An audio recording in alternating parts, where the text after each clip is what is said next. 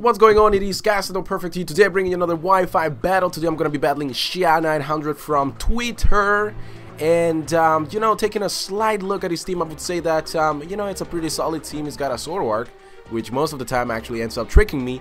But other than that, guys, I think that the only problem that I will have with this team is going to be the shaming, because shaming can go for the lead seed, seed flare, air slash hidden power, whatever, and in substitute, it can be a very, very annoying Pokemon. But of course, I'm going to lead off with my Donphan, aka Molly, because I want to set up the rocks immediately. And as you guys can hear, I'm actually kind of healing up. The cold that I caught before is actually kind of fading away this time, so that's good. He's gonna lead up with his Miss Miagius, I believe it's called, and it's gonna go for the Shadow Ball. Of course, I'm gonna go for the knockoff instead of setting up the rocks, simply because if I can get rid of Miss Miagius in one blow right now, I will totally do that.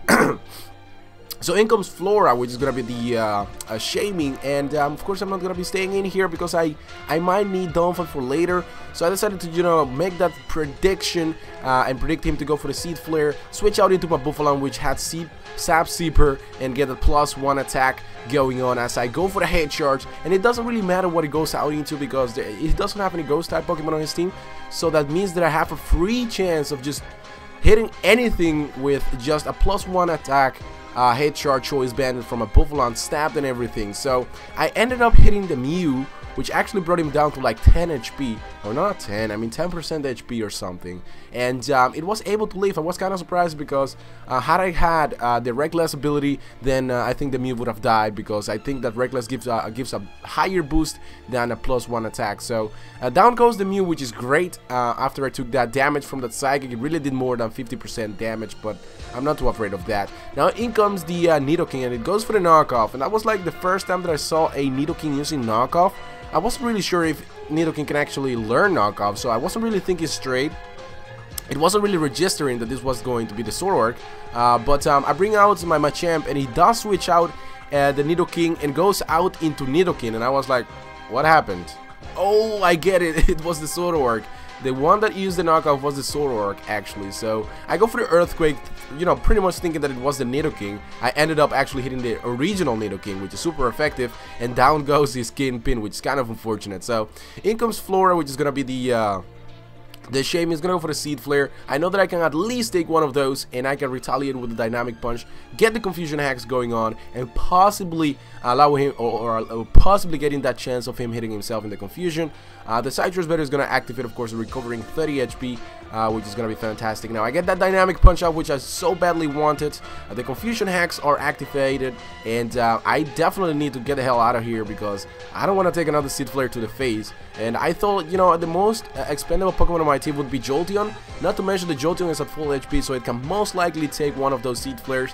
But in the process of me switching out, that Shaming ends up hitting himself in the Confusion, which is absolutely fantastic. Now, Jolteon is looking pretty good, actually. I went for the Signal Beam because that's super effective. I did not want to go for the Hidden Power Ice because of this Pigment, of course.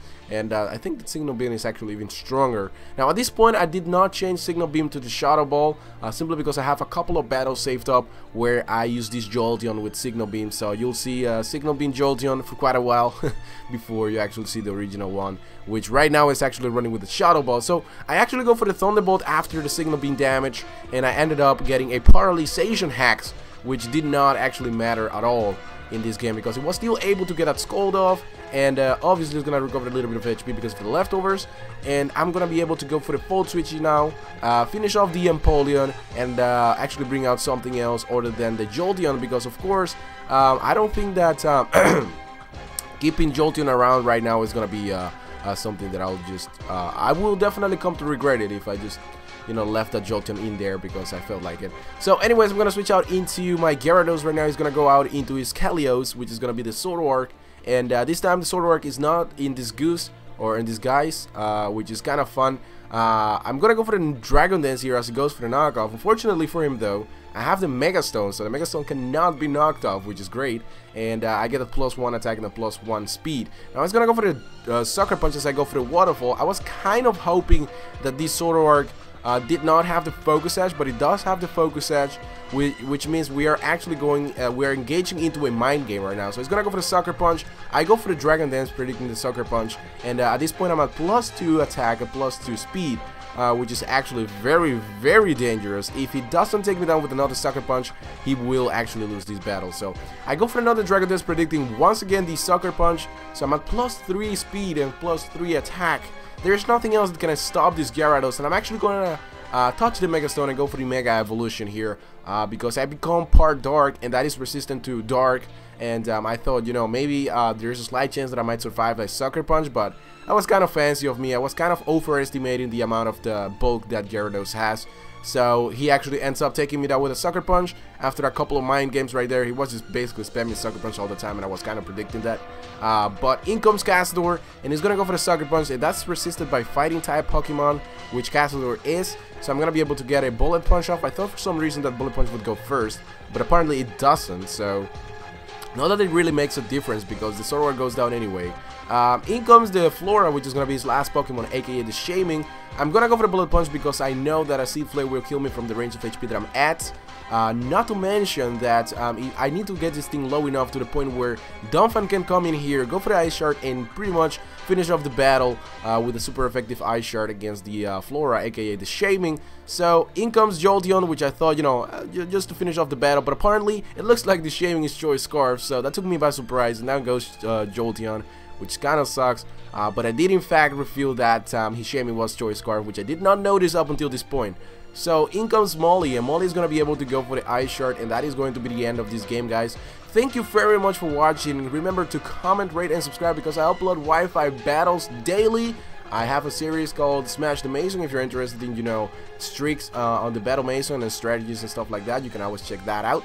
Other than that, guys, thank you very much for watching, and have a great day.